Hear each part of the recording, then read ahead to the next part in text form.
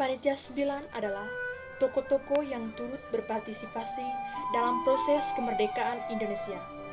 Karena pada sidang BPUPKI pertama belum diperoleh kesepakatan yaitu tentang rumusan dasar negara. Akhirnya dibentuklah Panitia 9 untuk menerima berbagai masukan. Anggota Panitia 9 terdiri atas golongan Islam dan golongan nasionalis. Hasil rumusan Panitia 9 yaitu diperolehnya 5 dasar negara yang dikenal dengan Piagam Jakarta. Piagam Jakarta memuat 3 alinea yang diawali dengan kalimat bahwa sesungguhnya kemerdekaan itu ialah hak segala bangsa yang menyatakan kemerdekaan sebagai hak universal dan menentang penjajahan. Alur pembukaan ini kemudian mengarah pada tujuan pembentukan negara Indonesia yang merdeka, bersatu, berdaulat, adil, dan makmur. Pada masa menjelang kemerdekaan Indonesia, para tokoh bangsa sedang merumuskan dasar negara yang akan menjadi pegangan bagi bangsa Indonesia. Ada perdebatan antara kelompok nasionalis dan kelompok Islam mengenai posisi agama Islam dalam negara Indonesia. Untuk mengakomodasi aspirasi umat Islam sekaligus menjaga persatuan dengan kelompok lain, maka dibuatlah Piagam Jakarta yang memuat beberapa butir penting sebagai kompromi. Rumusan Piagam Jakarta dilakukan pada tanggal 22 Juni 1945 oleh Panitia 9 dalam sidang BPUPKI. Dokumen ini merupakan rancangan dasar negara Indonesia yang kemudian menjadi dasar bagi pembukaan UUD 1945. Piagam Jakarta terdiri dari 7 butir pokok yang terutama mengatur tentang 1. Ketuhanan dengan kewajiban menjalankan syarat Islam bagi pemeluk-pemeluknya. 2. Persatuan Indonesia.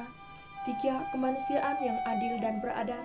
4. Kerakyatan yang dipimpin oleh hikmat kebijaksanaan dalam permusyawaratan perwakilan. 5. Keadilan sosial bagi seluruh rakyat Indonesia.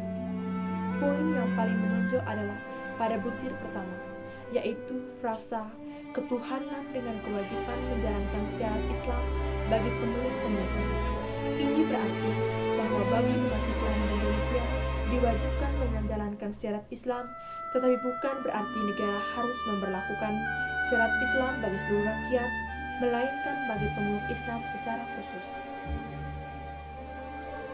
Adapun tujuan dan fungsi Piagam Jakarta, yaitu yang pertama, sebagai dasar moral dan filosofis negara. Piagam ini menjadi dasar bagi pembentukan UUD 1945 dan cikal bakal Pancasila. Yang kedua, menjaga persatuan bangsa. Piagam ini merupakan hasil kompromi untuk menyatukan berbagai kelompok dengan latar belakang agama dan kepentingan berbeda. Yang ketiga, menjadi pedoman pembentukan negara Indonesia merdeka. Memuat nilai-nilai yang dipegang bersama untuk membentuk negara yang adil dan beradab. Perkembangan setelah Piagam Jakarta. Setelah kemerdekaan Indonesia diproklamasikan pada 17 Agustus 1945, Piagam Jakarta sempat menjadi kontroversi, terutama soal frasa kewajiban menjalankan syarat Islam bagi pemeluk-pemeluknya. Ketika UUD 1945 disahkan pada 18 Agustus 1945, frasa tersebut dihilangkan dan diganti menjadi ketuhanan yang Maha Esa. Hal ini dilakukan untuk mengakomodasi keberagaman agama dan menjaga persatuan bangsa agar Indonesia bisa menjadi negara yang inklusif dan tidak hanya berdasarkan agama Islam. Oke, baik teman-teman, sekian saja penjelasan singkat dari saya. Pada bagian akhir ini, saya akan membuatkan sedikit kesimpulan berkaitan dengan materi yang telah dibahas sebelumnya.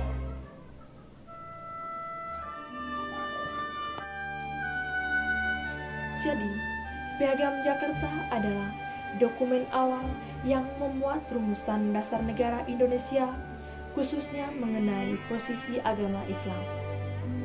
Dokumen ini berfungsi sebagai kompromi antara kelompok Islam dan kelompok nasionalis.